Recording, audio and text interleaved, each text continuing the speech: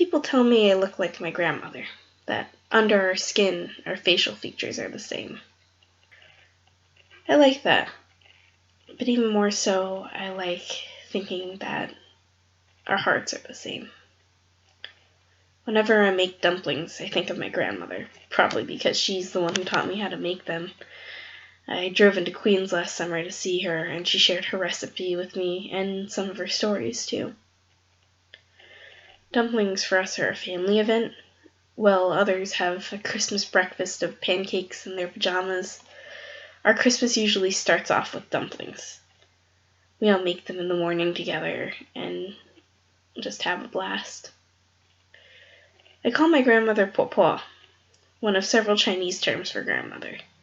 She's the best cook I know and the strongest woman I know. And I love recording her stories and her recipes because they're her legacy. And they're also my history.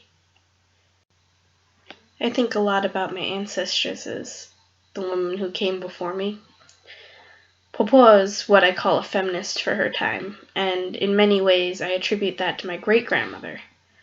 I come from a long line of strong women, all facing different challenges and conquering them. Before Po was born, her aunt passed away, leaving behind a husband and several children. And because this was the beginning of the 20th century in China, my great-grandmother married her brother-in-law in order to take care of her nieces and nephews.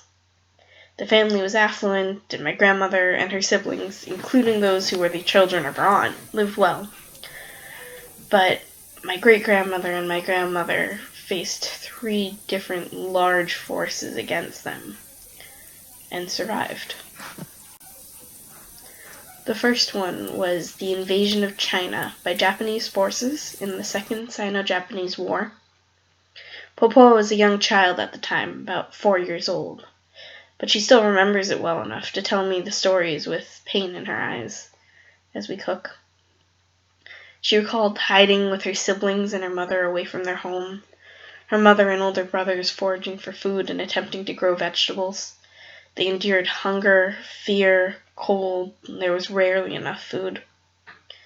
I sometimes wonder if it was this force in my grandmother's childhood that drives her to show her love for her family by cooking now. The second force was communism. My great-grandfather was a merchant and owned a store where he sold fine fabrics and other goods. Po once told me about all the fine clothes her mother made her from these fabrics, and how, years later, she would make my mother's clothing. Her family lived well and were somewhat wealthy, but wealthy was not an easy thing to be in a country undergoing a communist revolution. Just a few years after the Japanese invaded, they took my great-grandfather and everything my grandmother's family had. The third force was patriarchy and gender roles. When my grandmother was young, it wasn't a given in China that girls would get an education.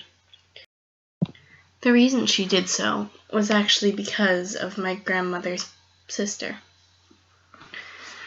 Her sister had done the traditional thing and married a man of wealth and means. However, he was abusive, and she would come home crying. My great-grandmother vowed she would not let her daughter have the same fate. So, my grandmother was educated, and by 18 she became a teacher, and at age 23 she became principal of the school. I'm happy to say I get to follow in her footsteps and become a teacher, and also that I come from a very long line of teachers.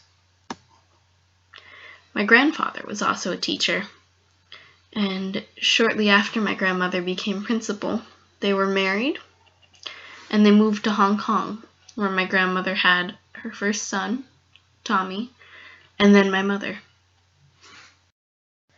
8 years later, they would move to the United States with their 2 children. They went on to have 2 more children, my Aunt Nancy and my Uncle Peter. And while my grandmother didn't intend to have 4, she managed to juggle 4 children and a job while still making dinner every night. I don't know how she managed it. Together, my grandparents put all 4 children through college. My uncle went to Cooper Union, where he met my father. My mom went to Barnard. My other uncle to University of Buffalo. And the last one, Aunt Nancy, to Columbia University.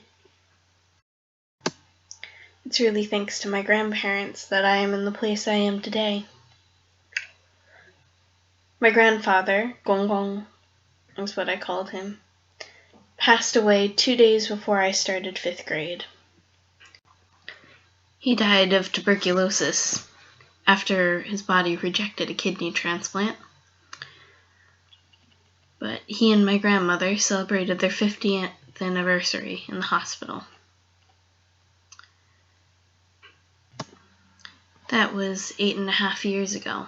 And since then, my grandmother has been focusing on her grandchildren, her friends. She shops regularly. This little old lady, who's probably about 4'10", will carry 10 bags of groceries back for family dinner on Sunday nights. She's exhibited such incredible strength, both now and throughout her life. And I'm very lucky to be descended from her. She's also, as I said, a spectacular cook. And while I've adapted her recipe a bit to my own, nothing can beat her cooking. I really am happy that I got to learn her recipes and hear her stories, because they tell me something about myself as well as about her. And they also bring joy. It might be at family gatherings, whether it's my cousins and I sitting at the dining table making dumplings and then racing up to the Christmas tree on Christmas morning. Or, as I've done more recently, dumpling parties with my friends where they'll pretend to help me make dumplings and sit around and enjoy eating them. But they also give me joy in that I get to remember my grandmother and her stories. She's still alive and celebrated her 81st birthday this year. But eventually, we all pass on. And I'm happy that I've gotten to know her and to spend time with her in the way I have, because even when she's gone, I know whenever I make dumplings, when I pass them on to my own family or watch my friends enjoy them, I know that there's a little piece of her with me, not just in the recipe, but in my heart, in my strength, and in my blood. And, of course, there are dumplings, which just makes everything happier.